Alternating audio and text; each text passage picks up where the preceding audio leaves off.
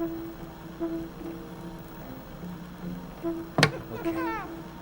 This one is for me. I took notes. You didn't take notes? I didn't take notes, but like, it's so fresh because I just watched it today, so I'm not worried about it. Then I'll just fill in with my notes if we have Okay. any like flat moments. That's good. I have to say, the the thing I want to start out with is moments in this movie that disgusted me. It wasn't that bad. Dude, I think that depicting Gwyneth Paltrow getting her pussy eaten should be fucking illegal. Gwyneth Paltrow was hot in this movie. Dude, she was stunning. it's not okay. She was stunning. No, it's not about that. It's do you remember when she made those vagina candles? I forgot about that. Yeah, dude, something about that plus the idea of her getting her pussy eaten. That was the scene that stood out to you, not like Kevin O'Leary spanking Timothy Chalamet. That was a good scene. I like that scene. That was really funny. The Osmosis Jones impregnation. That was what I was gonna say. That was part two. Is I was, dude. It was like 10:30 in the morning, and I was watching this, and I have to, dude. The sperm swimming through was literally making me sick to my stomach. I was like, ugh, oh, I can't watch this. I mean, they did the same thing in Uncut Gems. Not with semen going into a vagina. Camera going into Adam Sandler's rectum. That does happen. I forgot. It's been so long. That's the opening scene of the movie. That's where they put the credits over his it goes colonoscopy. from the child slavery Elon Musk emerald mines to the rectum they zoom scene. into the opal and it's inside Adam Sandler's rectum. That's so fucking sick. I love that. I forgot about that. It's Thank you, been Josh so long. Safety. I have to say, compared to the other Safety Brother, or since this is a singular Safety Brother movie, it's a little different.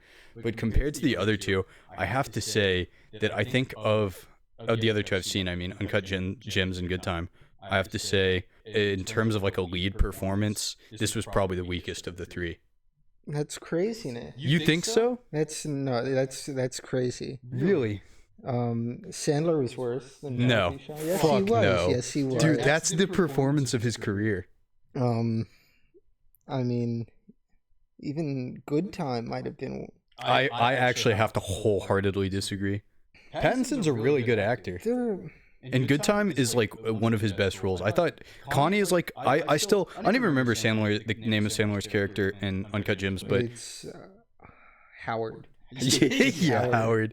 He looks like I was gonna say he looks like another Howard, but in my head I was picturing like fat Steven Seagal, and his name's not even Howard. I don't know why I thought that, but they kind of look alike in that movie.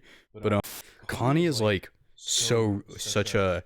I can like vividly imagine that guy in the real world. I think that's like a really absurdly good performance. And not with Marty, I think. No, Marty's really good too. I think that Timothy Chalamet did. I call him Tim. We're boys, but he did a really good job. But I think that Pattinson just knocked it out of the water in that movie, or knocked it out of the park. Regardless, I just think that performance is a little bit better. I think the Good Time script is worse. Yeah. One thing, actually, before we switch, I have to say, I expected Mr. Wonderful to do a terrible job. And I didn't know it was in this movie. You didn't know that? No, I knew it was in it. I didn't even know this was a ping pong movie. I didn't know it was a ping pong movie either. That caught me so off guard. I thought the ping pong, the opening shot, not opening, but after the impregnation shot, the part where he's like playing ping pong, I thought that was like going to be like a one-off thing. No, and the rest of the movie's about ping pong. He's a real guy, apparently. Marty Supreme is? Yeah, Marty, I forget his last name. It's Mauser? It's not Mauser in real life. Oh, so it's just based on the guy. Loosely based on Loosely apparently. based His on family him. was mad about how they portrayed him. It's a fucking movie. They made him look like a piece of shit. Actually didn't think so. Okay, there are You times didn't think so. there are times where he like acts really selfishly and narcissistically, but by the end of the movie I was like, I want this guy to win. You're rooting for him. No, he lost. No, he didn't. Marty, at the end of Good Time, Connie dies. Literally, right? No, he doesn't. No? He gets arrested. Okay, well, Connie dies figuratively. Yeah, figuratively. At the end of Uncut Gems, Adam Sandler dies literally. Quite literally, he gets shot. He gets his brain blown Marty off. dies at the end of Marty Supreme. The bad Marty though. Huh? That's I think- Marty. What's left isn't Marty anymore. I thought the ending was sad. I liked the ending a lot. I thought it was. I thought the ending was happy. No, it wasn't. You didn't think so? He was crying because this is everything he didn't want.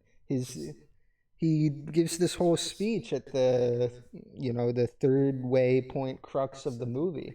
Yeah, but like, About how this is what his life is about. This is who he's meant to be. He is Marty Supreme. and then he supremes Martily all over the place. And he's still a piece of shit in that scene too. No, he is, but like, I think there's more nuance to it, in that like, he's definitely like,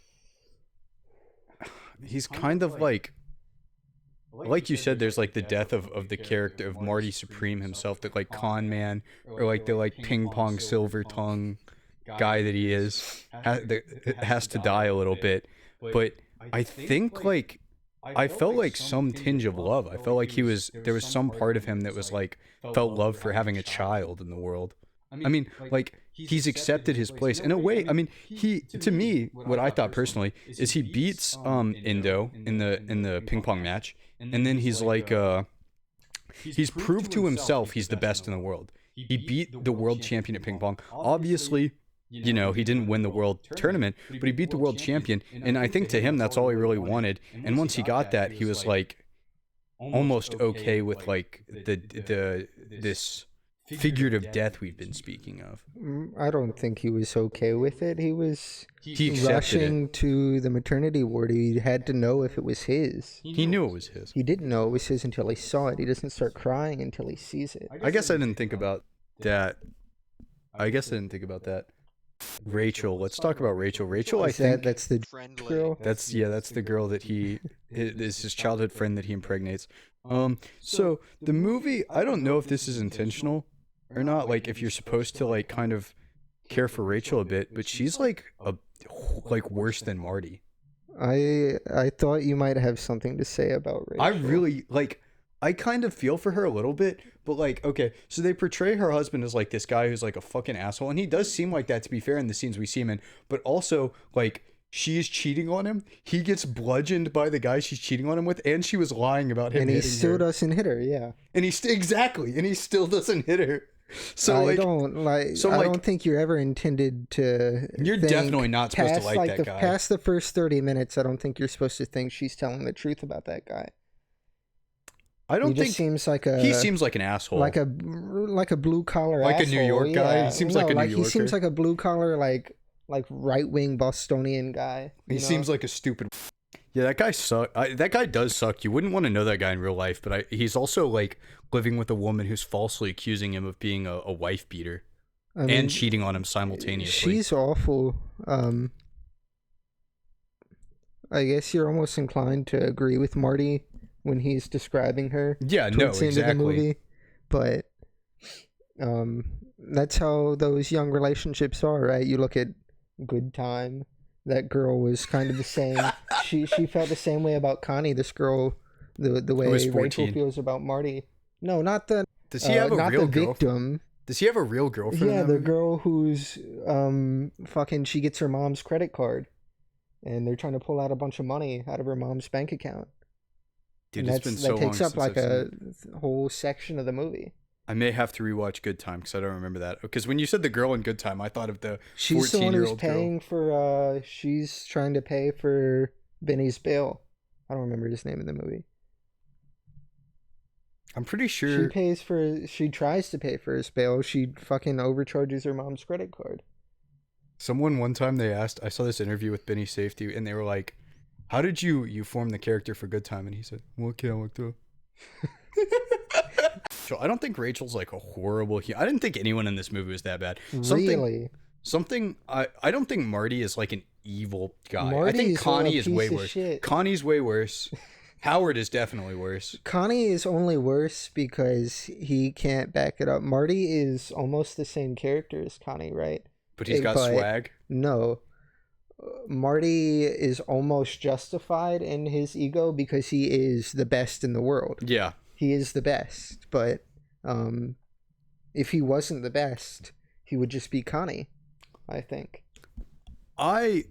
Maybe that's true, but there's a certain charisma to Marty that just makes you like it. And maybe that's part of, like, obviously that's part of it, is like maybe I fell for it. But I like, by the end of the movie, I really was like, I wanted to see him win. I really like rooted for this Marty- character. I didn't think of like him as like Connie. When Connie gets caught at the end of Good Time, I'm not like, oh, dude, god damn it, man. Oh, but when Marty wins the match, I'm like, yes, dude, yes, yes. I feel so good for him.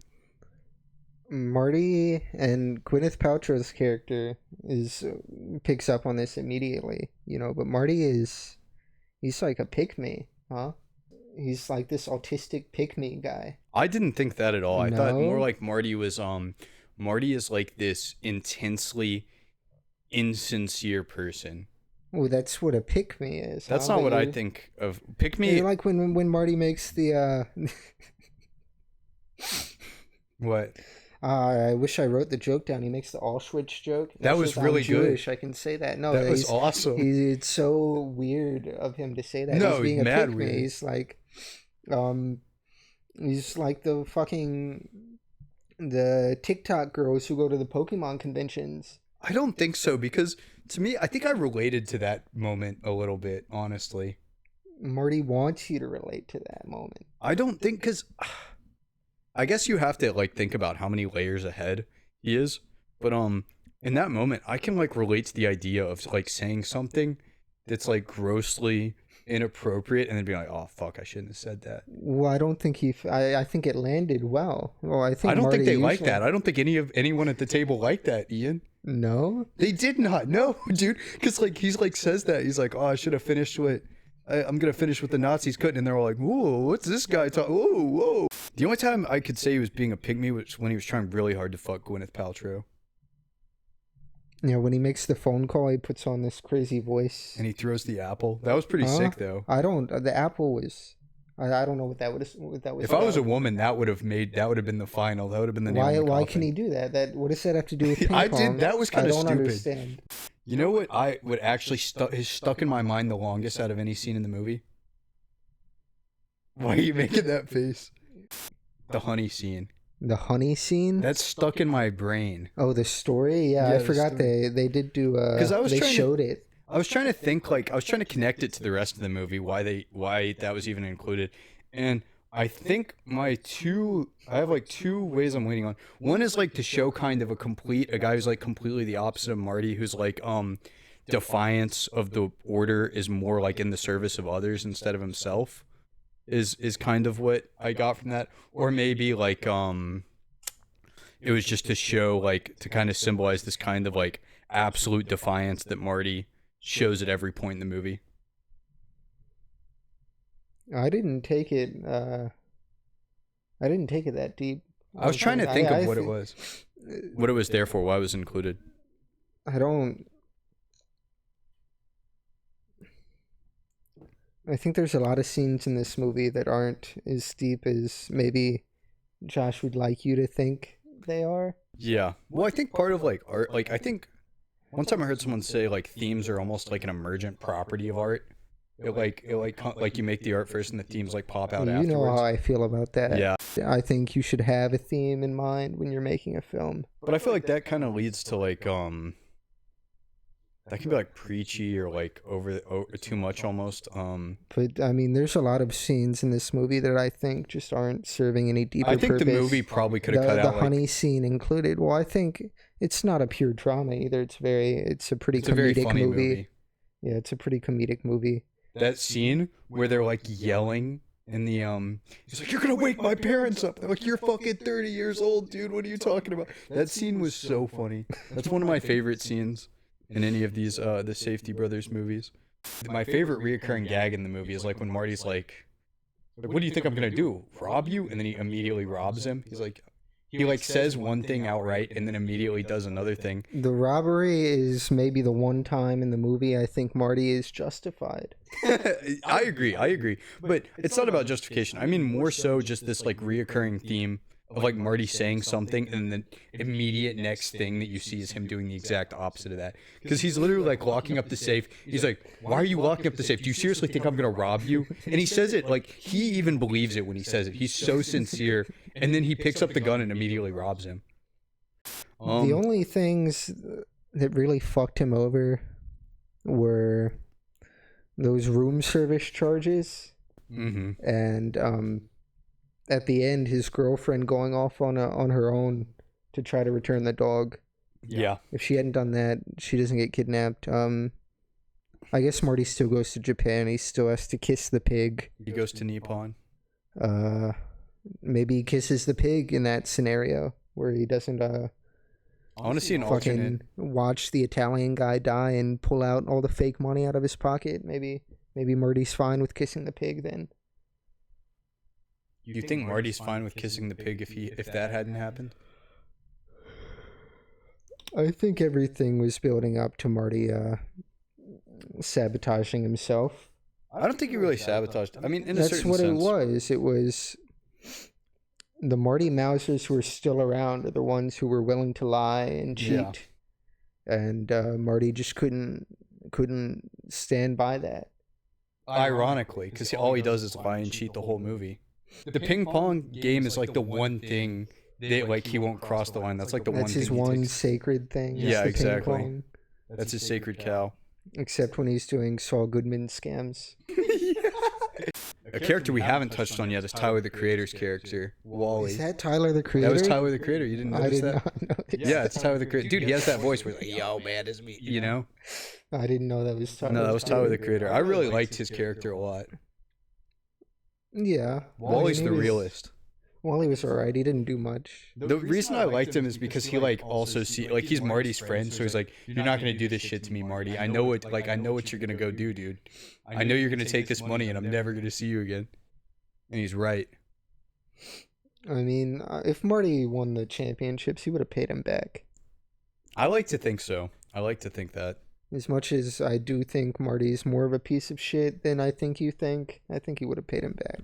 I don't not think he's a piece of shit. I just don't think he's like Marty's terrible. Excuse me, good golly. I think Kevin O'Leary's character is worse. What does Kevin O'Leary do that's evil? He's like just an evil. What did he do? He's like an evil millionaire, dude. He's obviously like a stand-in for capitalism. I won't talk about the vampire line yet, but that was really funny. What did he do that was evil? Like spanking Marty? I guess that was a little... No, that was awesome. I was on his side. Almost warranted.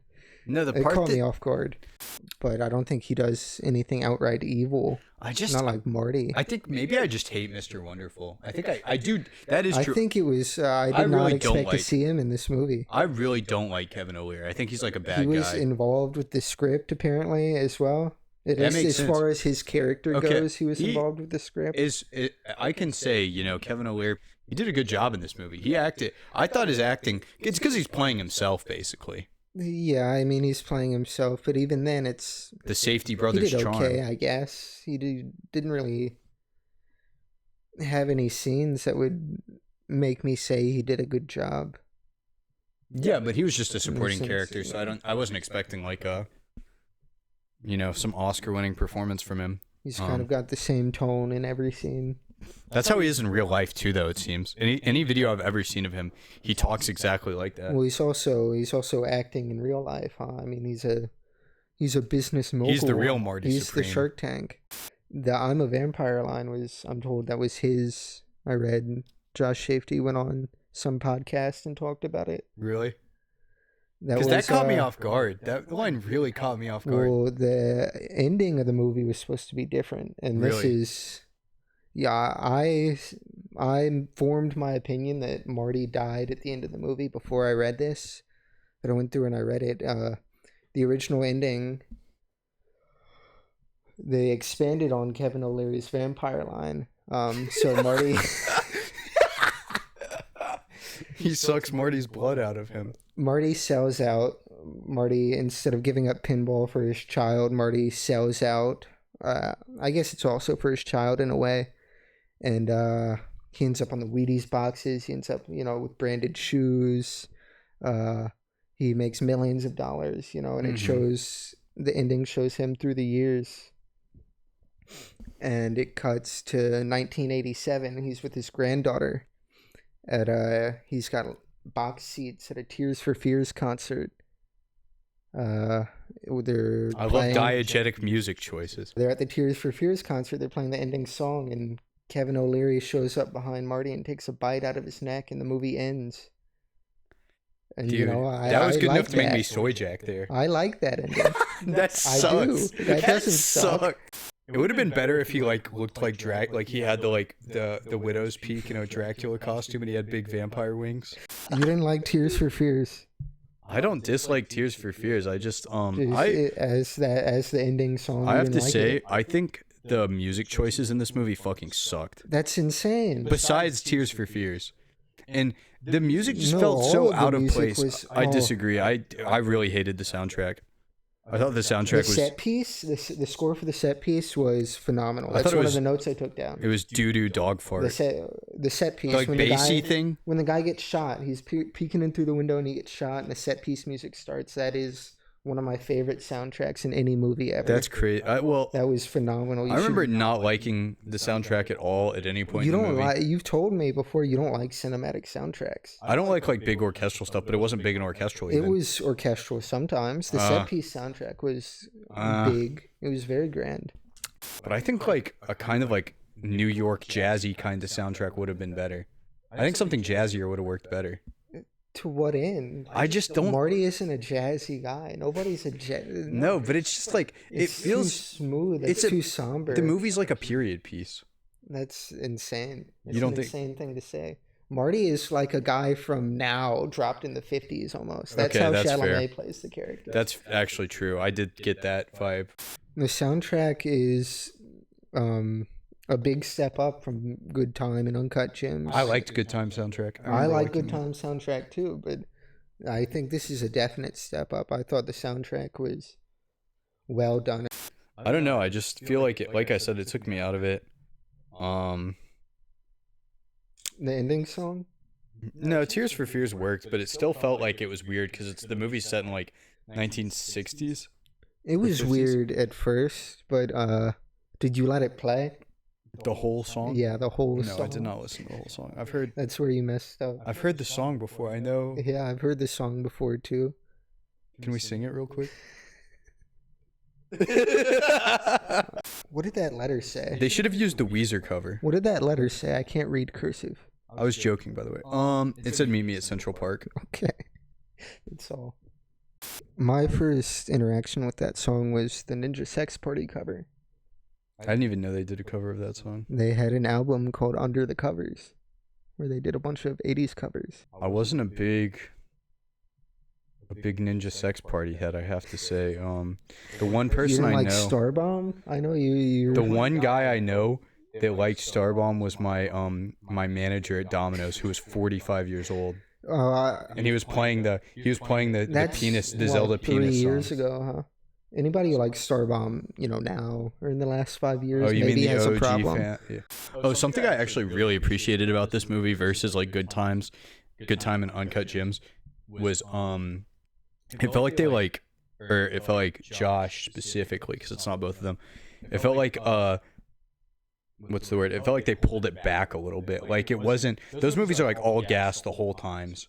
And this one felt like a little bit more reserved, and I kind of respected that about it. It didn't feel like the stakes, like the highest stakes in the movie are like, it's fucking ping pong, except for the one part where she gets shot. But like, even then, you're never like, oh my god. The other movies are like a character digging themselves deeper into a hole. But with Marty, it feels like he's climbing out of the hole, and then someone kicks him back down, and he climbs up again, and then he gets kicked back down. It always feels like Marty's digging. It didn't feel like that to me. Marty is constantly digging himself deeper. I didn't think that. He robs his uncle, which was warranted, but I mean, he knew there were going to be consequences when he came back. He goes to the ping pong federation guy. He complains. He gets his hotel room. Then he racks up all those charges on the hotel room. I'm pretty sure he paid for the hotel room too. I don't think he actually. No, they put him up. He didn't have any fucking money.